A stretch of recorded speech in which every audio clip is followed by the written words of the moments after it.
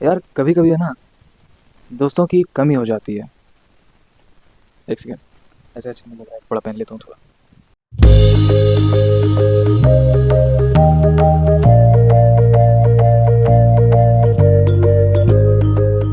हाँ तो अब सही है। हाँ तो अब सही लग रहा है ना। तो यार कभी कभी ना, दोस्तों की कमी हो जाती है। आज के समय में जहाँ इंस्टा फेसबुक यूट्यूब पर दिखता है कि 1000 फॉलोअर्स, 2000 फ्रेंड्स, 10,000 सब्सक्राइबर्स दिखते रहते हैं। पर भाई सोशल मीडिया की दुनिया ही नकली है। हर कोई अपना सबसे बेस्ट मोमेंट सोशल मीडिया पर डालता है। पर मोमेंट बेस्ट बनता है लोगों से। लोग जब तक सामने से ना मिलें, ना दिखें, तो खालीपन के सिवा कुछ नहीं मिलता। मैं जब छोटा था तो करीब आज से 6 साल पहले एक घटना ऐसी घटी जिसने इस हालत को बद से बदतर बना दिया।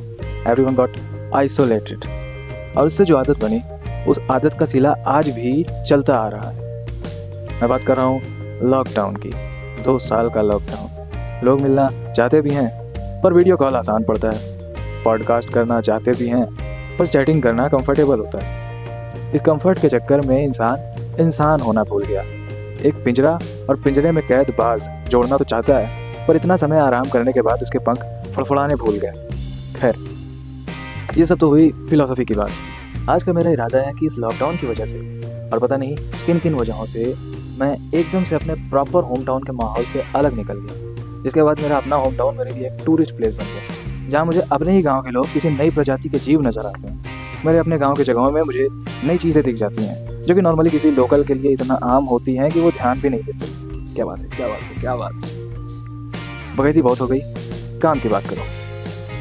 ईद के बहाने पुराने लोगों से मिलने की एक कोशिश करते हैं। सुबह हो गई मामू। तो सुबह सुबह मेरा उठने का मन नहीं कर रहा था, पर माता जी ने बार बार इमोशनल ब्लैकमेल करके नमाज पढ़ने को उठा ही दिया। वैसे भी मैं उठने ही वाला था टाइम से पहले, पर माता जी इसलिए परेशान होती है ना, क्योंकि मैं बड़ा ही रिलीजियस पर्सन नहीं हूँ। उन्हें लगता है कि मैं काला जादू वगैरह करने लगूंगा, पापी इंसान बन जाऊंगा। और मम्मी, यार परेशान मत हुआ करो, ठीक है? इतना परेशान मत हुआ करो, चिल रहा करो, एकदम चिल, मेरी एकदम शांत। शांत नहीं भाई, मतलब चिल रहा करो, कोई टेंशन नहीं से मत लिया करो। एक सेकेंड, कहानी की शुरुआत गलत हो गई शायद। ये कहानी यहाँ नहीं, यहाँ से शुरू होती है। ईद से 2 रात पहले, 19 मार्च को। हेलो, नमस्कार, सत श्री अकाल। तो यार अभी जो है ना, रमज़ान का 28वां दिन है और 2 दिन के बाद ईद आने वाली है। तो भैया यार मैंने कुछ सोचा था। ये वीडियो मैं अपने लिए ही बना रहा हूँ, कंप्लीट हो जाती है तो पोस्ट करूँगा। पर अभी प्लान क्या है? प्लान ये है कि मैंने सोचा है कि इस साल ईद पर सारे अपने बचपन के दोस्तों से मिला जाए। मैं पूरी कहानी बताता हूँ, बैठ के बताता हूँ। हाँ, तो पूरी कहानी भाई ऐसी है कि यार इस साल ईद पर मैं अपने घर पर हूँ। जब मैं छोटा था तो जब मैं छोटा था तो ईद की बड़ी एक्साइटमेंट हुआ करती थी। एक्साइटमेंट जैसे कि कुछ जो है ईदी मिलेगी और घूमने वूमने को होगा, दोस्तों के साथ घूमेंगे, खाएंगे फिरेंगे, सबके घर जा कर के खाएंगे पिएंगे, और ऐसा कुछ होता था। पर यार बीच के समय पर ऐसा हुआ कि एक्साइटमेंट ख़त्म हो गई। सारी चीज़ें बिल्कुल सब एकदम बिल्कुल ख़त्म हो गई। अभी इस साल ईद पे थोड़ा सा वो एक्साइटमेंट फिर से नज़र आ रहा है, क्योंकि इस साल मैं अपने घर पर हूँ ईद के समय पर। और दूसरी चीज़ ये कि इस साल मैंने सोचा है कि मैं अपने सारे दोस्तों से मिलूँगा, क्योंकि यार बचपन के सारे जो दोस्त थे उनसे मिले हुए मुझे 8 साल हो गए भाई। 8 साल, 8 साल इज़ अ लॉन्ग टाइम, है ना। पूरी कहानी ये है कि जब मैं यहाँ पर था अपने घर पर ही, तो मैंने अपने केजी प्ले पॉल, उसके बाद फिर 1 से लेकर 5 तक की जो अपनी पढ़ाई है वो यहीं से करी है, अपने होम टाउन से। और उसके बाद जो मैं यहाँ से निकल के भटका हूँ ना भाई, मतलब यार मैं पता नहीं कहाँ कहाँ भटका हूँ। 5th क्लास के बाद से मैं निकल करके भटका तो यहाँ कहाँ कहाँ भटका हूँ। यहाँ के जितने दोस्त थे उनसे भाई साला एकदम सारा रिश्ता ही ख़त्म हो गया। मतलब कोई बातचीत नहीं, कुछ नहीं। 8 साल हो गए साला, किसी से मैं मिलना उलना सब ख़त्म। अभी मेरे को पता भी नहीं है कि वो सारे हैं कहाँ पर, हैं भी यहाँ पे कि नहीं। तो प्लान ऐसा है। और दूसरी चीज़ ये भी है कि जो है, जब मैं 5th क्लास पास किया था उस टाइम जो है अपने यहाँ महाकुंभ लगा हुआ था, और उसके अगले साल पूरे कंट्री में कोविड का भाई लॉकडाउन के बाद से ऐसी हालात ख़राब हुए हैं ना, ऐसी ख़राब हुई है कि भाई साहब एकदम मतलब आइसोलेट कर दिया सब कुछ, एकदम अलग। और मैं कहाँ कहाँ भटका हूँ कि मतलब ये लोगों, यहाँ के लोगों से एकदम अलग थी खुद। मेरी इंजीनियरिंग हुई, वो अलग जगह से हुई, मैंने अपनी स्कूलिंग करी 12th तक, वो अपनी अलग जगह से की, और बाकी रहना भी इधर उधर ही रहा ऐसा, यहाँ वालों से सब ख़त्म। तो अब 8 साल के बाद मैं सोच रहा हूँ कि ढूंढने निकला जाए सारे मित्रों का, जो यहाँ के मित्र थे बचपन वाले, उनको ढूंढने की कोशिश की जाए। ठीक है, प्लान ये है कि सब कुछ अभी बता दूंगा क्या यार, चलो बता देता हूँ, वैसे भी कौन सा एडिट करके कट कर सकता हूँ, तो इसलिए बताने में क्या हर्ज है। तो यार प्लान ऐसा है कि ईद के दिन सुबह सुबह निकलूँगा मस्त बन ठन के, और ये जो वीडियो है, ये व्लॉग ऐसा ही चलता रहेगा।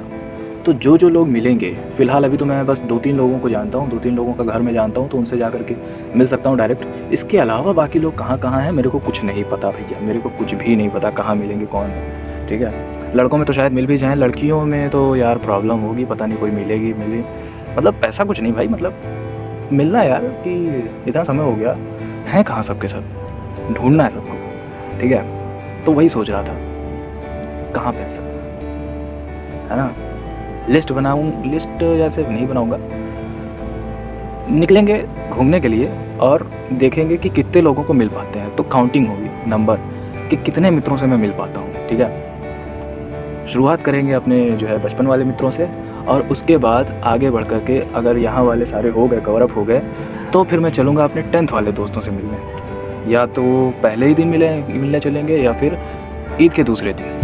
ठीक है, तो इस तरह से ईद का पूरा अपना प्लान सॉर्टेड है भाई, है ना। वीडियोस वगैरह एडिट करूँगा मैं, ब्लॉग बनाऊँगा भाई साहब। ब्लॉग बनाने का यार मज़ा तो आता है भाई, ब्लॉग के चक्कर में जो कारनामे होते हैं ना, वो अलग ही फील है उसका, मतलब अलग ही मज़ा है। ठीक है भाई, तो 5 मिनट से मैं बकर कर रहा हूँ और चलते हैं फिर ईद का प्लान। अभी तो 2 दिन बाकी हैं, तो 2 दिन के बाद शूट होगा उसका शुरू। अगली सुबह तो उठते ही 2 मिनट से कम में नहा धोकर मैं पहुंच गया मस्जिद में, जहां हुई नमाज बहुत ही जल्दी से।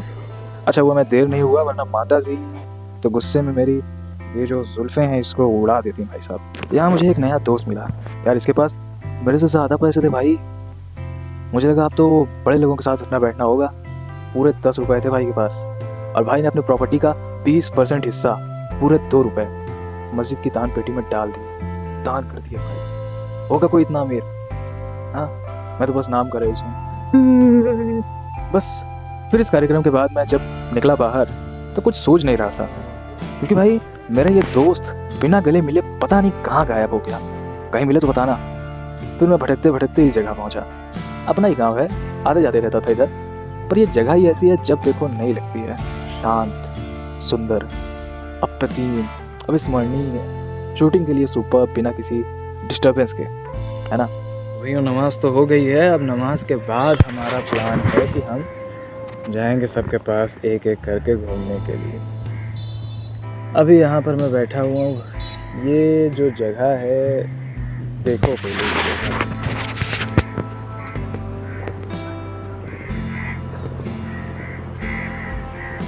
वाह क्या मस्त जगह है। यहीं पर लगता है हमारा मेला, और अभी के समय पर ये एकदम सुनसान पड़ा है ये जगह।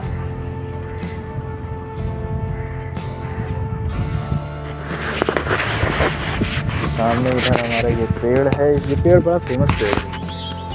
सुनने में आता है कि ये जो पेड़ है ये लगाया था किसी बाबा ने, और ये इस पेड़ की जो मोटाई, चौड़ाई, लंबाई सब इतनी ज़्यादा है कि ये 2 कमरों के बराबर है, पूरा 2 बड़े कमरे, इतना चौड़ा ही पेड़ है। घास सूख चुका है, मतलब सूखा हुआ लग रहा है, पर भाई शायद सूखा नहीं है, ये बहुत पुराना पेड़। वैसे तो ये सोचा था कि यार यहाँ से जाऊँगा, घर पे जाके कपड़ा बदलूँगा, और कपड़े बदलने के बाद फिर निकलूँगा घूमने के लिए। लेकिन अभी यहाँ पर जहाँ मैं आया हूँ नमाज़ पढ़ने के लिए, वहीं पर मेरे एक दोस्त का घर है। देखता हूँ घर पे मिलेगा कि नहीं मिलेगा, चल के देखा जाए। इसके बाद यहाँ से निकलकर मैं जाने लगा अपने एक पुराने मित्र के पास, जो कि रास्ते में ही उसका घर पड़ता था। लेकिन मुझे यहाँ हमारे बचपन के टीचर नज़र आए। भाई उधर मेरे सर खड़े हुए हैं यार, बचपन वाले। सोच रहा हूँ मिलने के लिए जाऊँ कि नहीं जाऊँ, चला जाऊँ। हाँ चले मिल लिया जाए इनसे भी, कैसे हैं क्या है, थोड़ा मिल लिया जाए। और सर कैसे हैं? बढ़िया। कहाँ हैं अभी? तो जो है इंजीनियरिंग कर रहे हैं। इनसे भी मिलने काफ़ी ज़्यादा समय हो गया था, समझ में नहीं आ रहा था कि जाऊँ ना जाऊँ, जाऊँ ना जाऊँ, पर फिर सोचा कि यार मिल लिया जाए। एक उम्र के बाद ना यार मिलना भी बड़ा बोरिंग हो जाता है। अब मैं यहाँ थोड़ा नॉस्टैल्जिया टाइप थिंग डाल रहा हूँ, पर सोचो यार बचपन में हम कभी मिलते तो टीचर से तो बात होती नहीं पहली बात, लेकिन अगर होती भी तो मस्ती मजाक थोड़ा डर और फिर जाके काम की बात, और यहाँ मिलते ही बस केवल काम की बात। What a boring situation. यहाँ मैं अपनी भी थोड़ी सी बात करूँगा कि यार मेरी इमेज ही ऐसी थी इन सब के बीच में, इन लोगों के सामने ऐसी ही इमेज थी, सीरियस खड़ूस टाइप। तुम देखो पहले इस चेहरे को, खड़ूस नज़र आ रहा है? आ रहा है खड़ूस? नहीं ना? कहीं से भी ये लड़का खड़ूस नज़र आ रहा है? हाँ, कहीं से भी नहीं, इधर से नहीं, इधर से नहीं, पर बाकी कहीं और से देखो यार, कहीं से भी देखो। सर आप देखो, आपको कैसा लग रहा है? लग रहा है कहीं से खड़ूस? भाई ट्विटर यार देखना कहीं किसी में, हाँ तो नहीं लिखी कमेंट्स में। इसके बाद में पहुंचा इस लड़के के पास। जमन है, जमन सैयद जमन। बंदे के साथ मैंने क्रिकेट बहुत खेला है, गिल्ली डंडा भी। वैसे गिल्ली डंडा नहीं, उसे कुछ और कहा जाता था, पर लोकल लोग ही जान पाएंगे उस खेल को। लट्टू डंडा जानता है कोई? यार इसे नेशनल मैच घोषित कर दिया जाए ना, सच बता रहा हूँ गोल्ड मेडल तो मैं ही लाऊंगा। तो गिनती होती है अब शुरू। थोड़ी देर की पकैती हुई, पर पता नहीं क्यों यार मैं कुछ खास शूट नहीं कर पाया। मेरे को अभी भी थोड़ा शर्म छोड़ने की ज़रूरत है। साला इस बंदे के सामने मेरा कैमरा नहीं निकल रहा था भाई। पता नहीं लोग कैसे कैमरा उठाकर हेलो गाइस कर लेते हैं, मेरे से नहीं हो रहा था भाई। थोड़ी सी बकैती के बाद इस बंदे ने बोला कि इसे कहीं जाना है। मैंने भी कहा ठीक है भाई, मिलेंगे अगर मौका मिला दोबारा। पर भाई समन, एक शिकायत है यार, कुछ खिलाया नहीं बंदे ने। मैं सोच रहा था भाई मुफ्त का चावल तोड़ूंगा, सेवई खाऊंगा, पर बंदे ने कुछ भी नहीं ऑफर किया भाई, कुछ भी नहीं ऑफर किया। तो गजब आदमी हो यार। वैसे चल ब्रदर, खर्चे तो करवाऊंगा कभी तेरे से, सब्र रख। इसके बाद जब मैं घर को जा रहा था तो रास्ते में याद आया कि इस गली में भी कोई रहता है जिसका नाम मैं भूल जाता हूँ। अब्दुल कलीम खान नहीं, इसका नाम क्या है यार? वैसे तो हम लोग पता नहीं क्या बुलाते थे, इसका नाम अब्दुल। भाई बुरा मत मानियो यार, ये नाम भूलने वाला दर्द तेरा और मेरा सेम है भाई। तेरा तो बल्कि बेटर है, मेरे तो नाम की वाट लगा देते हैं सारे। इस बंदे ने सामने से बेइज्जती कर दी भाई। बंदा मिला तो बोलता है कौन? यार इतना गजब बेइज्जती, सीधा पूछता है कौन, और उसके बाद गले भी मिला बंदा, फिर भी कह रहा है अभी भी नहीं पहचाना। मतलब यार क्या इतना बुरा हुआ है? फिर मैंने एक सेंटिमेंटल बात बोली, क्या भाई मतलब बुलाओगे नहीं अंदर? हाँ पहचान गया तो मतलब पहचान भी गए, फिर भी अंदर नहीं बुलाओगे, बैठाओगे नहीं? बस फिर क्या, बंदा इमोशनल हो गया। बस फिर गए हम अंदर, और अंदर इसने मेरे को कमरे में बिठाया और मेहमान नवाजी शुरू कर दी। मैं कहा वाह भाई क्या बात है, ये रूप तो नहीं देखा भाई का। भाभी जब भी आएगी बड़ी खुश होंगी। बस फिर दुखड़ा रोया गया, गिनती में 2 नाम जुड़ गए। इन दोनों लोगों से मिलने के बाद एक पैटर्न नोटिस हुआ कि सुबह सुबह सबको कोई ना कोई काम है, सब मेरी तरह फालतू नहीं बैठे हैं। तो मैंने सोचा कि अभी इस मिशन को आगे बढ़ाना ठीक नहीं होगा, तो मिशन कुछ समय के लिए हुआ पोस्टपोन, और मैं पहुंच गया घर सही समय का इंतज़ार करने। इधर आओ।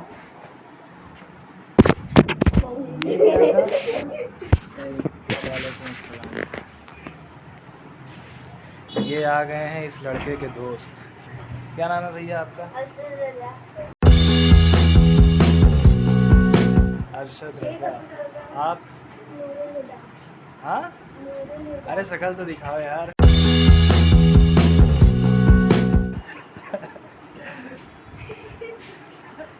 और ये सैफ रज़ा, सब रज़ा ही है क्या? और ये अमन के दोस्त। इधर देखिए भैया, आप?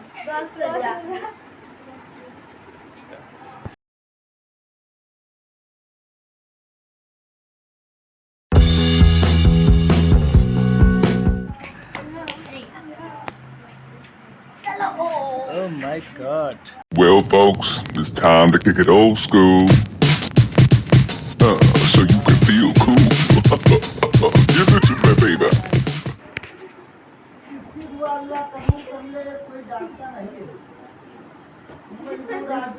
तुम लोग अपना अपना फैशन देखो थोड़ा। ये बंदा है कुर्ते पैजामे में, ये भी कुर्ते पैजामे में, वो तो एकदम अल हबीबी वल्लाह। और इस लड़के का फैशन देखो, ये अमिताभ बच्चन।